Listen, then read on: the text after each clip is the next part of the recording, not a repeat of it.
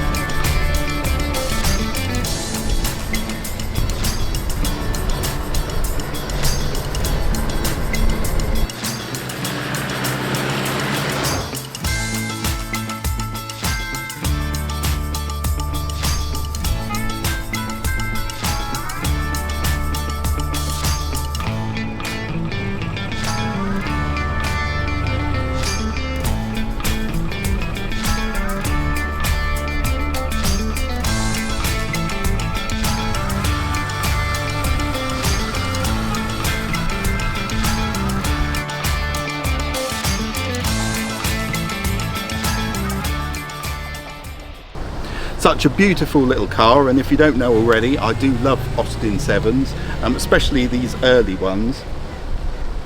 The reason I'm lucky enough to be able to take this car out and about is the owner met me at a local show when I had Primrose on display, and the owner came up to me and asked if I could pop round to her house at some point to have a look at this new purchase. And so I was quite keen to see what it was all about, and was pleasantly surprised when I turned up to see this little car which the owner has named Desmond.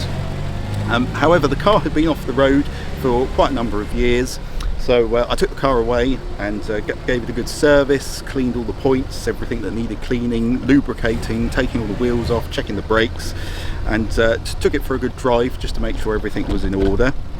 And then earlier this year the owner contacted me again. Unfortunately she hadn't managed to take the car out very much, and so I'm taking it out now, giving it a bit of a road test, just checking everything is running as it should be. I'm pleased to report so far so good. There are one or two little things that probably need attention eventually, but overall the car is running extremely well indeed. Prior to the current owner, this car was owned by Sir Ray Tyndall of Tyndall newspaper fame, and Ray Tyndall, he was a great supporter of early motoring and sponsored the London to Brighton Veteran Car Run for many years. He had various different Austin 7s himself and other early cars, and he was always keen to support anybody that had an interest in early motoring. So the Austin 7 came out in 1922, and by the time Desmond was built, the car hadn't changed a huge amount. So this car came out in 1927. It was known as an AD Tourer, and it had been produced from 1926 and lasted until 1929. Right, so we'll start off, I'll take you for a quick walk round Desmond. So there we are, there's his radiator on the front, and being an early model it's got the painted radiator cowling. Later cars like Primrose were chrome plated, but before they went to chrome plating they were actually nickel plated, but this is one of the earlier painted types, and a smaller radiator to the later cars as well.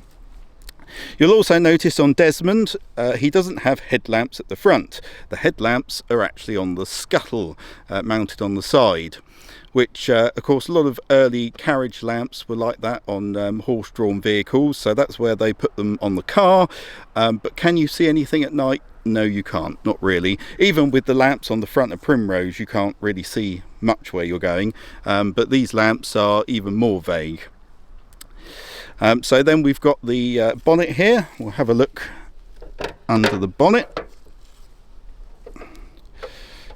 There we go. So there is the power, our 747cc engine, 4-cylinder, and this car, just down here we've got the magneto. Now the early cars were fitted with magneto ignition, however this one has been upgraded at a later date. You can see there's a coil here, so it does now run on coil ignition, but originally it would have run off the magneto there. Up there you've got the fuel tank, and the fuel filler just there, so you get a lot of interesting looks when you pull up at the fuel station to put the nozzle in when you open up the bonnet. Then inside the car, we've got the dashboard here. As you can see, there's lots of instruments to look at. You've basically got the ammeter gauge here to check that the battery's charging, and your speedometer, see how fast you're going, and then you've got switches for the ignition and switches for the headlamps, but that's about it really. This also does have an oil pressure gauge just down here. Originally it wouldn't have had this, and where this bung is in the dashboard, there would have been a button in there, and when there was oil pressure the button would push out, and when there wasn't oil pressure it wouldn't. However, it wasn't very reliable and they all tended to leak, so you would get oil all down your trousers. So it's something that I have done on Primrose. I've put a gauge in similar to the one here on Desmond. I could always change it back if I wanted to, but I was getting a little bit fed up with getting covered in oil. So in the centre of the steering wheel we have these two levers.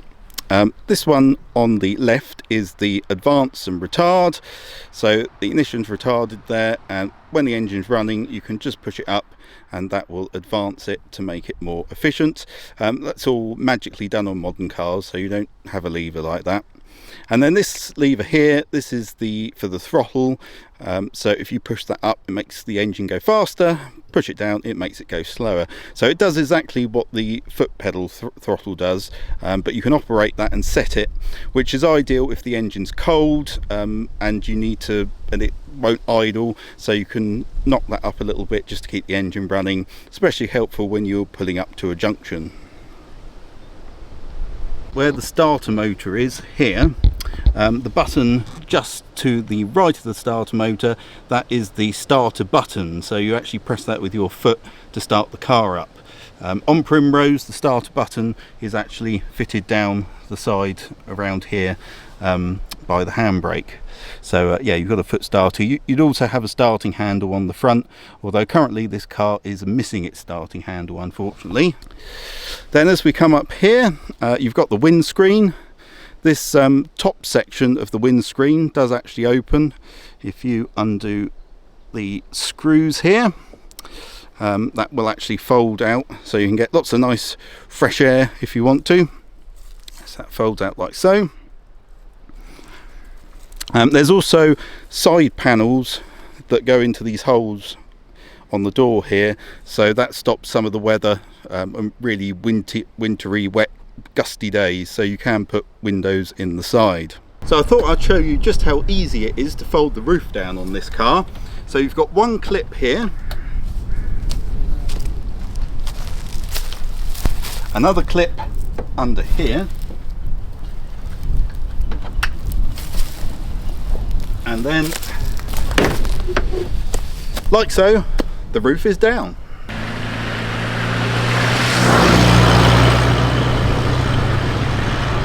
So what's Desmond like to drive? Well, he's got a very torquey little engine. It's very low revving, but he'll always get you up any hill you want to go, even if perhaps not very quickly. He's got a 3-speed full crash gearbox, and the brakes on this car are uncoupled, so the handbrake does the front wheels and the foot brake does the rear wheels, so you do a combination of both to get the best braking performance. Steering is very light on this car as well, and also the back end of the car, being that there's not much body, the overall weight of the car is very low, so it can be a bit lively at times, so you do have to watch out for that. So how does driving Desmond compare with Primrose, my 1929 RK saloon? Well, there's only a couple of years between when they were built, and a lot of their specifications are the same. They both have uncoupled brakes, so the braking is similar. I'd say Desmond's brakes are slightly better, but then he has less bodywork, so it's a much lighter car and has a much livelier rear end than what Primrose does. Interestingly, Primrose I would say is slightly quicker, but maybe Desmond just needs a few tweaks here and there. One of the main differences is the gear changing. The positioning of the gears is different. They both still have 3-speed crash gearboxes, but Desmond's got a gate change which is slightly more awkward, and the shorter gear stick does mean that you have to slump over a bit when you're changing gear. Primrose, I would say, slightly easier from that point of view. But yeah, they're both great little cars. Obviously with Desmond you've got open air touring, which is great on a sunny day like today. Put the roof down, wind in your hair, it does feel great. I would like to review some of the other models of Austin 7s, certainly some of the later ones that have got coupled brakes, longer wheelbases, and also like the Ruby and the van and a sports model. So if the opportunity does come up, I would like to compare some of the other models of Austin 7s and report back on what they're like.